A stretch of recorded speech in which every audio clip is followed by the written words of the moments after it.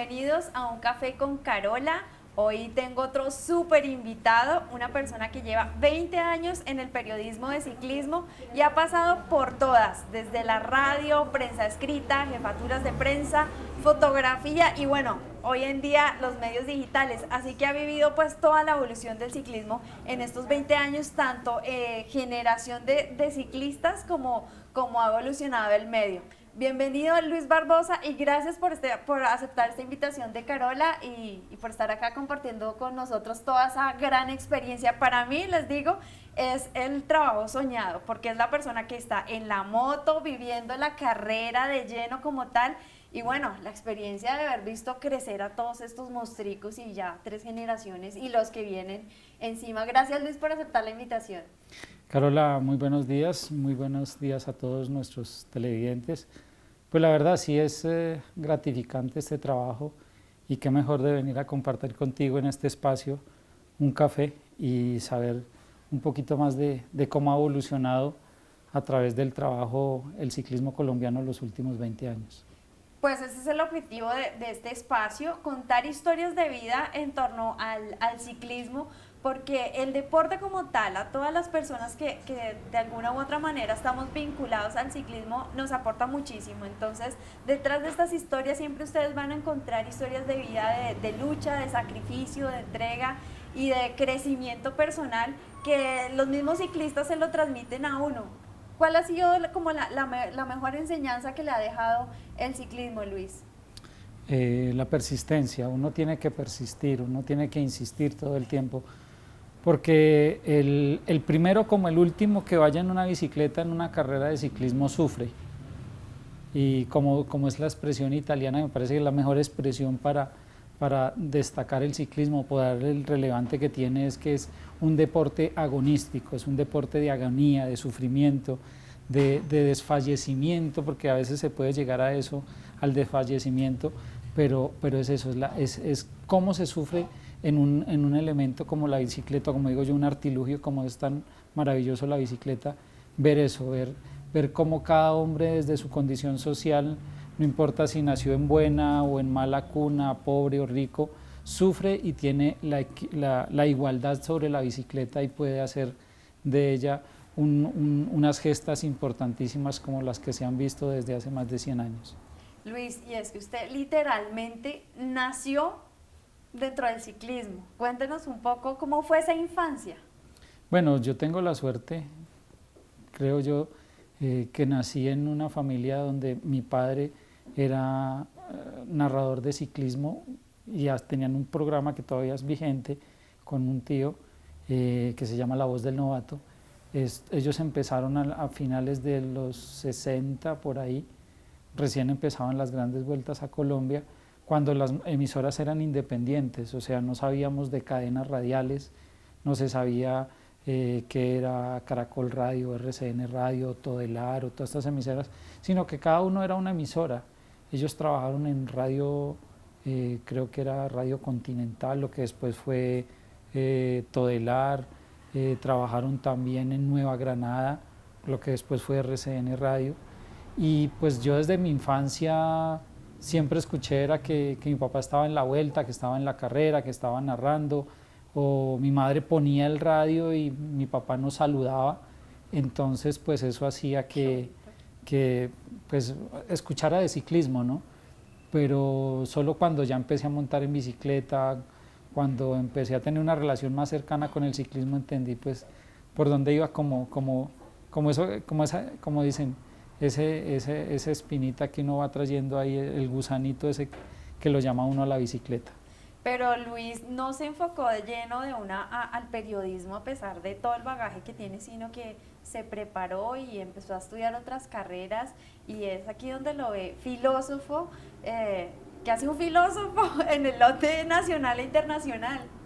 Bueno, yo tengo 2 vidas, ¿no? O sea, una vida anterior en la que yo estudié ingeniería electromecánica, trabajé con la multinacional Siemens en el área de investigación y desarrollo de nuevas tecnologías. Sí, de pronto algo que suena como medio nerd, pero no es como tan complicada la cosa. Pero Pero siempre me ha gustado la filosofía. Okay. O sea, pienso que que conocerse a uno puede conocer a la gente y puede entender este mundo que cambia tanto, ¿no? Porque pues ese es como el gran problema a veces, y yo creo los últimos 10 años y de lo que va de aquí en adelante, los humanistas en general son las personas que van a dar ese toque como de un poquito de tierra a la gente que andamos en general en nuestro cuento, ¿no? Que nos elevamos con cualquier cosa y ahora con las nuevas tecnologías, entonces nos piden que por favor sean 5 segundos los de mirar un teléfono si uno va manejando o haciendo cualquier cosa, porque más de 2 segundos o 3 se pierde la concentración de lo que uno está haciendo y puede llevar a cosas fatales, y más si va en una bicicleta o en un carro. O sea que hoy en día esa filosofía también la aplica a su profesión o analiza todas las carreras Sí. desde un punto de vista filosófico. No, pensaría que es más desde un punto de vista humanista, ¿sí? Porque es que a veces, y uno lo ve ahora, ¿no? Nosotros vivimos una cultura del triunfalismo, entonces venimos de buenos años, o como digo yo, las manzanas maduras, Sí. de triunfos y de victorias de nuestros corredores colombianos, pero también, como le digo a los colegas en Francia, pues yo también me comí la manzana verde, ¿no? Je mange la pomme verte. Es eso, es saber que en el año 2007 Mauricio Soler se fue campeón de la montaña, ganador de etapa, y en el 2008 en la segunda etapa se cae, en la cuarta se retira, en la sexta etapa se va Félix Cárdenas y me quedo yo 15, 16 días con Leonardo Duque, porque eran solo 3 colombianos en el Tour, 16 días con un corredor que era un velocista. Entonces, para hacerle una entrevista, una nota o algo, tenías que esperar que llegara la grupeta o esperar 15 o 20 minutos o media hora para que llegara ese corredor para entrevistarlo. Entonces, entre chistes y molestos y cuentos y historias, me decía, hermano, usted otra vez, venga, hable con este compañero, vaya a entrevista a no sé quién, pero todos los días yo, dije, no, pues es que usted es el único colombiano, pero cosas como esas suceden, o también cosas como tener 12, 14, 16 colombianos en competencia y mirar uno a quién entrevista. Pero un momento, nos saltamos una parte de la vida porque estamos en el proceso en el que estudió filosofía, trabajó en una multinacional, pero ¿en qué momento realmente comienza a trabajar en ciclismo? En el ciclismo, en el Mundial del 95. El último mundial donde se unían la pista y la ruta, porque hasta el 95 se hacía la primera semana el mundial de ruta, perdón, el mundial de pista, y la segunda semana se hacía el mundial de ruta en la misma sede o país. Entonces, pues en ese mundial mi tío me dice, pues a usted que se defiende con los idiomas, ¿por qué no viene y me ayuda a hacer las entrevistas a los que no hablen español, básicamente? Y ahí empecé otra vez, yo ya estaba como a mitad de la carrera de filosofía, un poquito más adelante, y ya pues lo empecé a combinar, pero yo creo que fue ya desde el año 96, 97 que ya me empecé a meter de lleno en el ciclismo. Y bueno, ese primer mundial le pasa como me ha pasado a mí, que el aficionado sale por encima del periodista y es más la emoción de ver a los corredores, o fue de una conectado con el tema de periodista, como radio. Sí, se empezó en la radio y entonces pues no, o sea, pienso que esa parte humanista sale, ¿no? O sea, uno tiene que estar centrado porque sí, uno puede emocionarse, uno puede trabajar, uno puede estar pendiente de muchas cosas, pero tiene que estar también centrado en lo que está haciendo, ¿no? Además, esto ahí sí, como te pudiste dar cuenta en el Giro de Italia, esto es una torre de Babel, entonces alguien te habla en inglés, y alguien te habla en francés, y alguien te habla en italiano, pero también alguien te habla en español, y es cómo das el oído y cómo tratas de que la gente te escuche también y puedas interactuar con la gente. Pero en ese mundial, ¿cuál fue la figurita pues que usted No, lo entrevisté, la emoción, como la etapa que se ganó al entrevistarlo? No, yo creo que fue Olano, Aurán Olano, porque pues pasó todo el circo y toda la cosa y pues uno nuevo le toca como allá, esperemos. Sí. Y esperamos con mi tío casi una hora y lo entrevistamos. Nos respondió 3 preguntas, pero con eso ya nosotros éramos felices. Y bueno, la radio siguió siendo un camino largo, hasta la fecha todavía sigue siendo como el medio en el que todavía está vinculado. Hizo parte de grandes programas con personajes que han marcado también la vida del ciclismo. Cuéntenos un poco esa experiencia de haber estado tanto tiempo en radio. A ver, yo después de esta experiencia del Mundial, yo tenía una buena relación con Alfredo Castro, un narrador de ciclismo colombiano que ahora actualmente está en el Tour y actualmente trabaja en Guatemala. Entonces se dio la coyuntura que necesitaban un hombre en este caso aquí en el programa sería detrás de la cámara haciendo la producción de radio, pero entonces eran 4 los periodistas, Marco Tulio y Puerto, Alfredo Castro, César Augusto Tobán y Fernando Calle, todos empleados de Caracol. El programa se llamaba La Banda del Ciclismo de Caracol y pues se hacía la producción, o sea, conseguir los invitados, tener el médico, el ciclista, el entrenador, el patrocinador, todo listo en una continuidad para hacer el programa semanalmente, porque se hacía todos los días, pero se preparaba semanalmente cuáles eran los invitados y cuál era la temática que se iba a tener durante esa semana cuando no había competencias, porque cuando había competencias se estaba hablando de la competencia o se estaba en la competencia. Okay. ¿Y cuál fue la primera experiencia fuera del país? La Vuelta a España. ¿De qué año? Del 98. Y bueno, en esa época estábamos en una generación en que estaban completamente olvidados los ciclistas de los medios. ¿Por qué se dio esa brecha entre la generación de Lucho, la generación siguiente de Hernán Buenahora, de Félix Cárdenas? ¿Por qué perdimos toda esa atención de los medios, de la televisión? Y ahorita que aparece Nairo es que vuelven a retomarle y a darle todo ese despliegue que están haciendo hoy en día. Bueno, lo que pasa es que la primera coyuntura que se da es una sola. Colombia en su primera época de los 80, primero llegó hasta tener 3 equipos en Europa y eran equipos con los mejores corredores colombianos. Cuando esos corredores y los equipos no continúan en ese proceso, el último que es Manzana Postobón se acaba, pues ahí sí quedan, pues ahí sí, como se dice, queda todo el ciclismo de Europa profesional acéfalo, o sea, de corredores colombianos en Europa queda sin cabeza, no hay un corredor que entonces aparece un Álvaro Mejía y un Oliverio Rincón, que son corredores que van a correr en equipos de Europa y hacer las grandes presentaciones que se hizo en su momento, Álvaro Mejía terminando 4º en un Tour, Oliverio terminando 5º en un Giro de Italia, y pues esos eran los corredores, no habían más. Después entonces, como tú dices, llega la generación de Santiago, de Víctor Hugo, de Buenahora, de Contreras, que eran corredores que siendo muy buenos ocupaban puestos intermedios. ¿Por qué? Porque entonces después lo vinimos a saber, fue la época fuerte de las medicinas y de toda la cantidad de ayudas o de dopaje que había.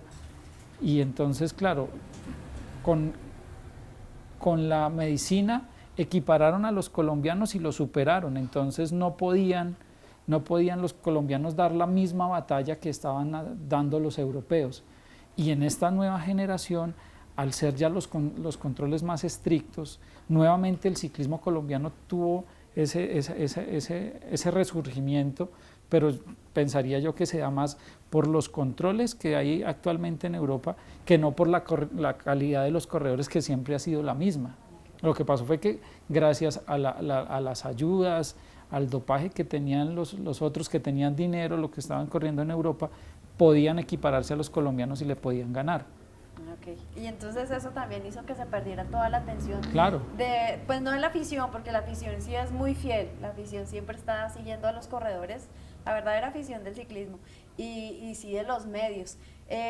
Luego ya pasamos a una etapa de vida personal y profesional de Luis en jefatura de prensa, que es como subir un nivel más y ya se da la oportunidad de estar viajando más a Europa, a Estados Unidos y ampliar pues el panorama, porque pues no solamente era estar cubriendo carreras en Colombia, sino ver el ciclismo real. Cuéntenos un poco de esa experiencia y sobre todo contextualizado en esa época. A ver, Porque las cosas han cambiado tecnológicamente y eso es lo que quiero que vayamos sí. haciendo paralelamente como el análisis. Bueno, yo empecé, cuando empezamos aquí en esto, yo alcancé a ver los teletipos, o sea, los boletines de prensa que los hacían los periodistas en teletipo. Que era un como, teletipo, que era los que era no una máquina de escribir que escribía, si mal no recuerdo, en un lenguaje que era como el Morse. Y esto, igual que los aparatos de ahora, mandaba la señal por alambre a un receptor y ese receptor recibía y de ahí se descargaba para escribir, o sea, reescribir la nota y ponerla en la redacción de un periódico o de una redacción de noticias de una emisora de radio. Okay, pues cuando era la redacción. O sea, era como un fax, un No, papel. sí, era como una máquina de escribir. Oh. Y allí escribían y mandaban. Ya. Pero como anécdota, hasta hace unos 4 o 5 años había un periodista italiano que escribía a máquina. O sea, en la época del computador el señor todavía se sentaba y escribía a máquina y los ayudantes de él lo que hacían era o mandar un fax o tomar una foto del celular y mandar, o mandaban escaneado lo que él escribía y lo transcribían en el periódico. Yo vi algo tan lindo en el Giro y fue un periodista francés que de pronto tú lo conoces, yo no tengo ni idea quién era, pero el señor tenía un cuaderno con sus recortes y anotaciones, o sea, yo casi le tomo la foto, pero me sentí un poco imprudente, me pareció súper lindo y súper tierno, porque eso ya uno no lo hace, uno es el pantallazo en el celular, en el computador, guarda en su carpeta y pues la evolución es otra, pero el señor sí llevaba su cuaderno con todos sus recorticos, sus anotaciones a mano y cada cosa la iba así investigando, me pareció hermoso. Sí, o sea, entonces pasan del teles al fax, o sea que ya es escribir un texto, imprimirlo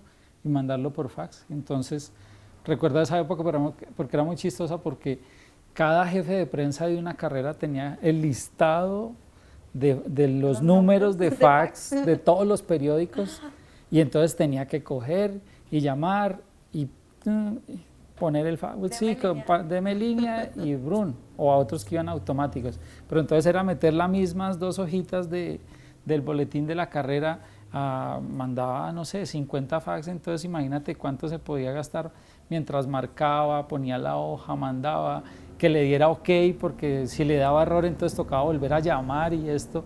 Y ya después vino el correo electrónico que nos ayuda mucho, y pues ahora estamos en la mensajería instantánea con el WhatsApp, que es una foto y una cosa que ya uno pues realmente queda absorto, ¿no? Porque tú lo veías en el Giro de Italia, uno está trabajando pero está mandando las cosas así y ya pues no se va uno como antes a las 11 de la noche de la sala de prensa, sino que al menos se va a 9 de la noche, no se va tan tarde. Definitivamente la tecnología nos ha facilitado más la vida a todos.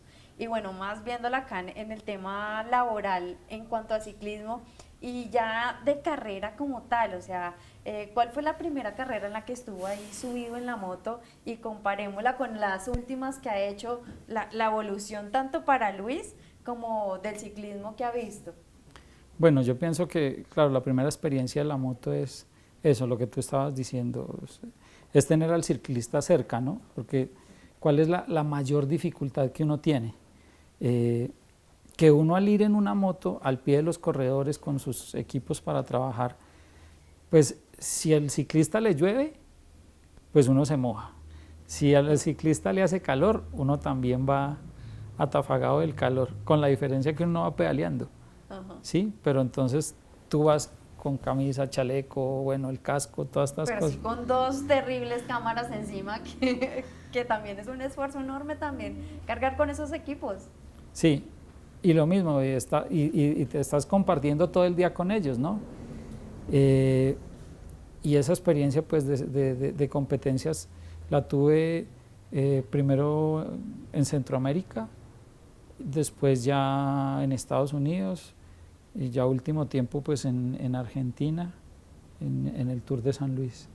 En Europa sí han sido muy esporádicas las intervenciones en la moto, porque primero hay que pagar mucho más dinero para estar en la carrera, o se da la circunstancia aquella de que un colega te dice, ¿quieres oír en la moto? Ve, y te vas. Pero sí es, además pienso que en Europa se facilita mucho el trabajo, es porque el ciclista, como su nombre lo indica, es un ciclista muy profesional. Aquí todavía los ciclistas, con el respeto que me merecen algunos, pues son todavía muy turismeros, o sea, entonces tú pasas con la moto y te pones enfrente del ciclista para hacer la foto, y el ciclista lo que quiere es alcanzar la moto para pegarse a la moto y irse del grupo.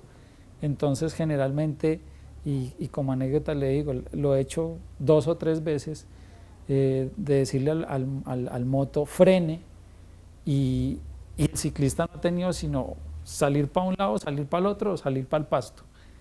Y alguna vez en República Dominicana un tipo me dijo, oye, pero tú me quieres matar. Le dije, yo no te quiero matar, ¿tú qué hacías detrás de la moto?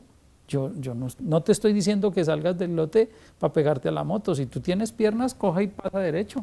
Sí, sí. Eso no es el problema. Ese es un problema, digamos, un poco muy cultural, pero de resto pues es una cosa normal, pero ustedes lo ven en televisión y pues ¿qué pasa? Uno pasa al frente, toma 4 o 5 fotos y se va, y viene el otro y ese es el relevo.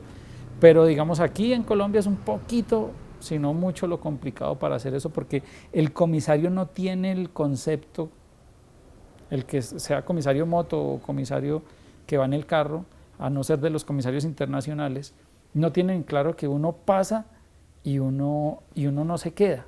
Y si uno tiene un lente largo, un 200 o un 300, uno no necesita estar a 5 metros del ciclista, estando a 15 metros está perfecto y hace su trabajo.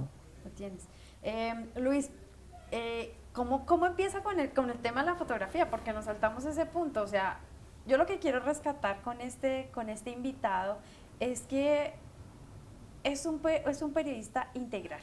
Ha pasado por todos los medios y ha visto toda la evolución, tanto del ciclismo en los últimos 20 años como la tecnología en el periodismo.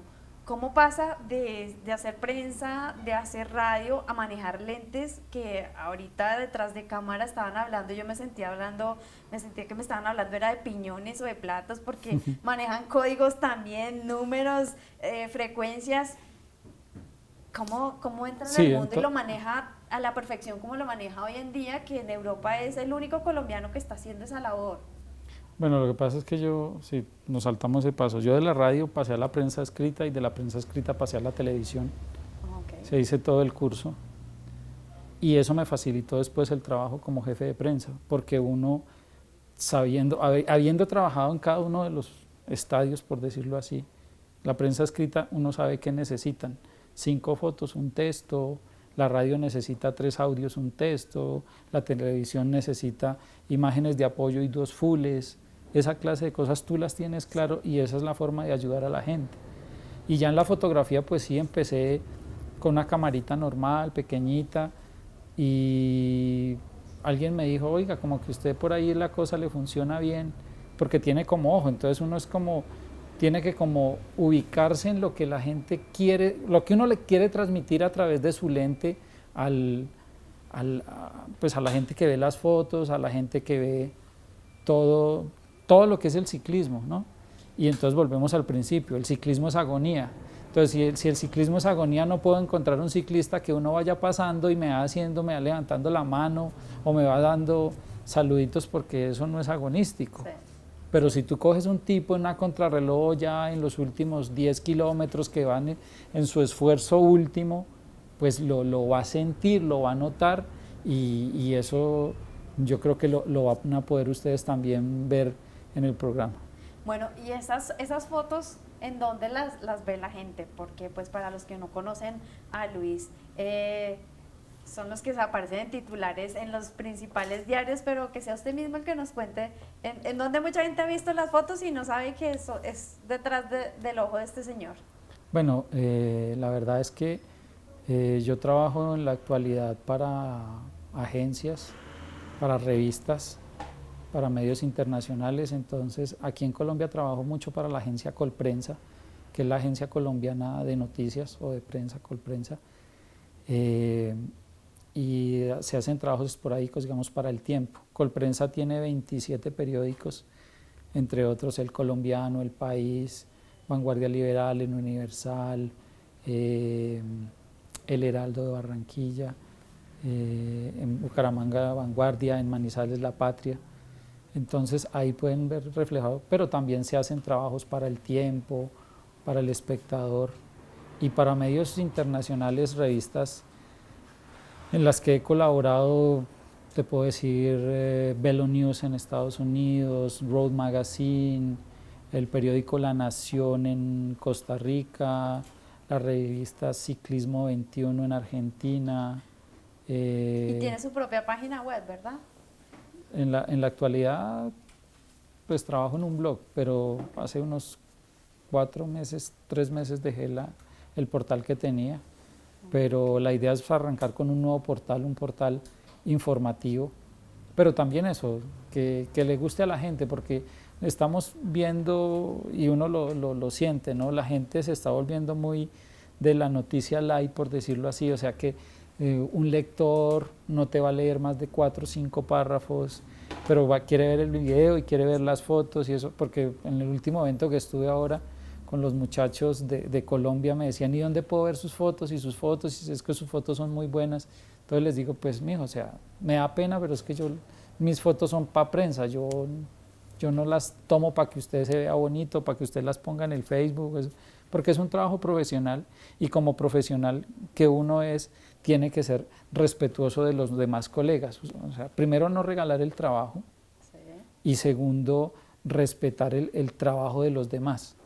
Eso está claro, Carolina. Pero bueno, ¿cómo hace la gente para seguirlo? Porque pues igual lo que quiero destacar es que hay periodismo de ciclismo especializado, independiente, que realmente informa, que realmente le llega a la gente con lo que quiere, con lo que está buscando. Entonces, ¿cómo hacen para seguir a Luis? Redes sociales, blog, porque nos interesa mover eso. O sea, ahorita la gente está muy chocada y muy rayada con el tema de que los canales privados han tomado ya la guerra de las transmisiones, pero a la hora de la verdad no nos están mostrando nada, porque por meter comercial, por hacer las cosas a su manera, pues realmente nos estamos perdiendo de la carrera y del protagonismo que están dando los colombianos. Entonces, pues si me toca el tema, pues chévere, porque yo sé que muchísimos están indignados por el tema de las transmisiones últimamente, Vuelta a Colombia y Tour de Francia. Bueno, ¿qué sucede? Estuvimos trabajando para Señal Colombia en el Giro de Italia. No solamente hacía las fotos, sino que también hacía la entrevista final, al final de la etapa, y hacía parte de la producción. Pero ¿qué pasa? Estamos en un país donde hay negocio, donde hay empresas, y la televisión es un negocio. Entonces, ¿qué pasa? Señal Colombia tenía los derechos del Tour de Francia y los perdió porque no pudo pagar el dinero que Amaury Sport Organization, la organización del Tour de Francia, pidió por esos derechos. O sea, no podía llegar a la cifra que estaban pidiendo, y un canal privado, en este caso Caracol Televisión, pues lo hizo, pagó por los próximos 3 años, con y 2 años más, pagó los derechos del Tour de Francia. Pero ellos están haciendo una apuesta por la televisión digital terrestre, lo que se llama el HD2. Y pues es un canal que sí, lo puede tener uno si tiene un Smart TV, pero la gente no lo tiene. Y nosotros estamos acostumbrados que si no tenemos cable, tenemos la televisión de aire y por ahí, por alguna parte lo vemos. Pero al no tener esto, pues entonces sí se siente que después de que, en este caso, Georgina Ruiz Sandoval Goga y yo estábamos trabajando para Señal Colombia, más unos compañeros como Mónica Hernández y Ramiro Dueñas, que estaban aquí haciendo el soporte desde Colombia, pues estábamos haciendo un trabajo que era para el canal público, un canal que está financiado por el gobierno, sí, pero que no tenía tanta pauta. Entonces pues la gente podía engancharse más con la carrera. Sí. Y el hecho de que los corredores hicieran su parte, pues también animaba a que la gente estuviera pendiente. Y ahora, con el tema de que hay un canal como Caracol que tiene los derechos, pues ellos tienen que ver lo que estaba yo diciendo antes, su parte de negocio. Entonces por eso es que ellos tienen más pauta y entonces hay de pronto menos imágenes de carrera y hay más pauta, pero pues es básicamente el negocio que es la televisión. Siendo muy fatalistas, podemos llegar a correr el riesgo que ya mencionamos, que en algún momento esa guerra explote y ya dejen de cubrir carreras y entonces se pierde todo el seguimiento a los corredores como pasó en algún momento. Pues resultados van a haber porque vienen generaciones con lo que tenemos en este momento y con las generaciones que vienen, pues va a haber ciclismo para rato, pero podemos correr ese riesgo que la gente pierda la motivación y sobre todo las grandes cadenas de seguir apoyando el ciclismo.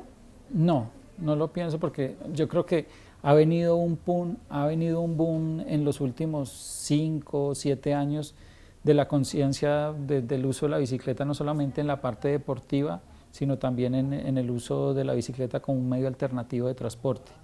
Entonces, ¿qué pasa? Que los empresarios y las grandes empresas, 1, 2, 3 dirigentes de mediano o alto nivel, le ha cogido la goma a la bicicleta. Y mientras esa gente esté ahí y como tú dices, la generación y los resultados se den, las empresas van a seguir invirtiendo en el ciclismo, sea patrocinando un equipo o patrocinando las transmisiones de televisión. Entonces eso va ligado. Pero en el momento que se acabe, pues tocaría ver cómo lo acaban. Porque yo pensaría que en este momento, mal que nos vaya, tenemos otros 8 o 10 años de buen ciclismo, de buenos resultados y buen ciclismo de Colombia en las carreras importantes. Qué buena noticia ya. Se nos acabó el tiempo, Luis, pero quisiera seguir hablando con usted muchísimo porque me faltaron muchos temas, pero la última, por favor. Usted que está también viendo el lote nacional y carreras de juveniles de sub-23 y la élite, ¿el futuro es enorme? Sí, yo pienso que sí, primero por el biotipo del corredor. O sea, nosotros somos pequeñitos, pero el biotipo de ahora los pelados es muy grande, sus condiciones biométricas ayudan mucho y pienso que nos van a dar grandes resultados porque tenemos el mayor y el mejor estadio para preparar ciclistas, que es vivir a más de 2.000 metros de altura. Es verdad. En Europa subir a 2.000 metros de altura, creo que estuviste en alguna etapa de montaña en el Giro. Y cuando subimos a Rizul, por ejemplo, estábamos a 1.700 metros y ya hay nieve. Y nosotros 1.700 estamos un poquito más arriba de Fusagasugá para ubicar a la gente. Entonces, pues hay mucho de donde aprovechar. Y aprovechando, pues también que me preguntabas por el tema de las redes sociales, yo es muy fácil en el Twitter y en el Instagram soy lo mismo, que es Luis en Ciclismo, o sea, Luis en Ciclismo. Perfecto, y esperamos ese blog para que de verdad tengamos periodismo independiente siguiendo a nuestros corredores, informándonos realmente, porque este señor, acá donde ustedes lo ven, lleva 20 años en carreras internacionales y nacionales y cubriendo realmente, no es del hotel como lo hacen otros, haciendo creer que están en un Tour de Francia.